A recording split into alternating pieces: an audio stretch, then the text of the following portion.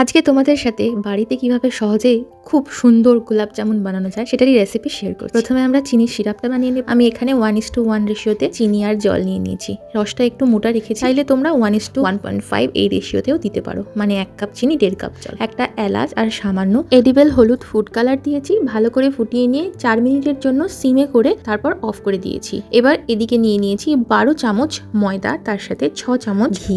ভালো করে মেখে নিয়ে অ্যাড করে দিয়েছি 1 কাপ গুঁড়ো দুধ। এবার সবকিছুকে একসাথে ভালো করে মেখে নিয়ে 12 চামচের মতো দুধ অ্যাড করে একটা ডো বানিয়ে নিয়েছি। বেশি মাখামাখি করার দরকার নেই, তাহলে শক্ত হয়ে যাবে। ডোটা খুব পাতলাও হবে না আর খুব শক্তও হবে না। তেলটাকে মিডিয়াম আঁচে গরম করে নিয়ে ডোটা থেকে এরকম ছোট ছোট বল বানিয়ে এক এক করে ছেড়ে দিতে হবে। এগুলো যখন উপরে ভেসে উঠবে আর সাইজেও অনেকটা বড় হয়ে ব্রাউন কালারের এরকম হয়ে যাবে, তখন রসটাকে আরো একবার ফুটিয়ে নিয়ে গরম গরম অবস্থায় ওর মধ্যে দিয়ে 8 থেকে 10 ঘন্টা রেখে দিতে হবে। আর এই প্রসেসেই 1 কাপ গুঁড়ো দুধ ব্যবহার করে বানিয়ে নেওয়া যাবে 10টা থেকে 12টা গোলাপ জামুন।